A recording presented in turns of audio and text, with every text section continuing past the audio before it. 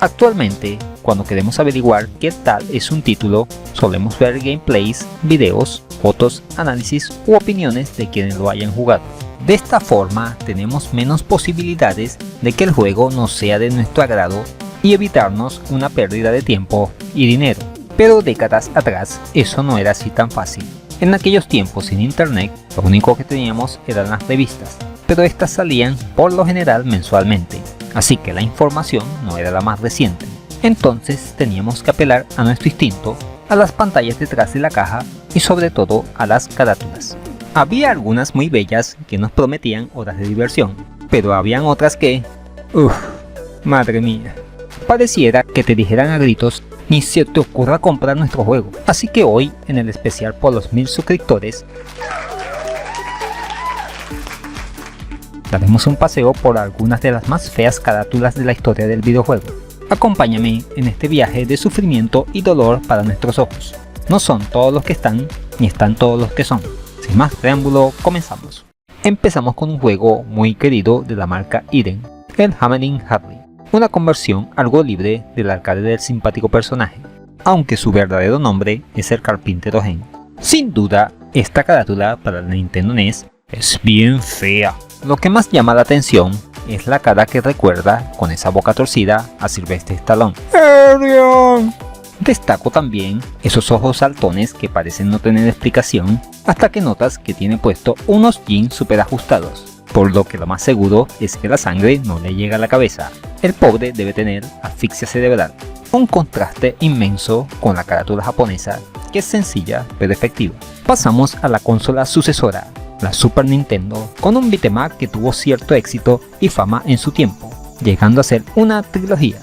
Nos referimos al Brat Brothers de Jaleco, la segunda parte de Rival Tours, saga conocida en Japón como Racing Big.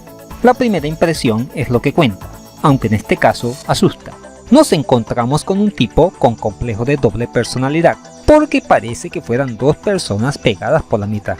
Tal vez por ahorrarse trabajo y no tomarse la molestia de poner dos personajes en la portada, y así justificar también el Brothers y el 2-Player Action al lado. Y por la cara que tiene, parece estar aguantando el dolor por tener ambas manos vueltas añicos tras romper una pared de ladrillos. Soporta el dolor como puede. En comparación con la carátula japonesa, creo que quedan empatados, porque la versión nipona también es bastante fea.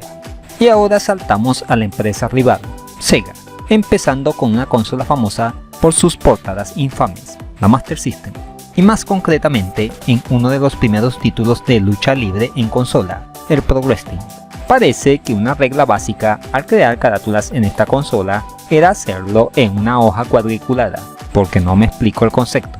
Y si nos enfocamos en el escaso dibujo que tiene, apreciamos a un luchador decapitado, sosteniendo una cabeza, no sabemos si la suya o la de otro, debajo de la axila, con claros síntomas de asfixia, a lo mejor provocado por el olor a sobaco sin desodorante. La carátula nipona es distinta, aunque igual de infame, porque en Japón este juego estaba protagonizado por luchadoras mal maquilladas.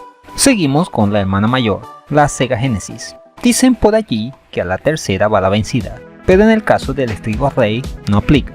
Si pensabas que las dos anteriores eran feas, esta le ganó a todas. Blaze no se ve tan mal, salvo que tiene cara de hombre. San el Aragán parece que está sufriendo debido a ese brazo robótico demasiado grande y electrificado, con semblante de dolor por el lumbago provocado por el peso de la extremidad. Y el canguro Ro parece estarla pasando bien porque tiene cara de chulo. Pero el premio mayor se lo gana Axel, con sus manos y pies enormes talla 58, y el rostro parece reflejar el sufrimiento que debe estar sintiendo al ver su puño consumiéndose en el fuego. Ese hombre es un valiente, y Skate brilla por su ausencia. Aquí la carátula japonesa gana de calle, aunque Axel tiene cara de chulo también. Y culminamos con una carátula muy curiosa de un juego de Capcom, ya que este no tuvo edición física. Nos referimos al Mega Man 9, el cual solo salió en formato digital. Así que este arte es un homenaje a las espantosas carátulas de Mega Man de finales de los 80 y principios de los 90. Y se nota, primero, el dibujo del héroe con un traje que no tiene nada en común con el diseño original, una cara infame y con la cualidad de portar tanto el Mega Booster como un arma en la otra mano, doblemente armado por si las moscas. Y el Dr. Willy no se queda atrás, con una cicatriz en la cabeza producto de una lobotomía, un ojo biónico y un tapabocas cibernético para prevenir el contagio del COVID-2.600.000.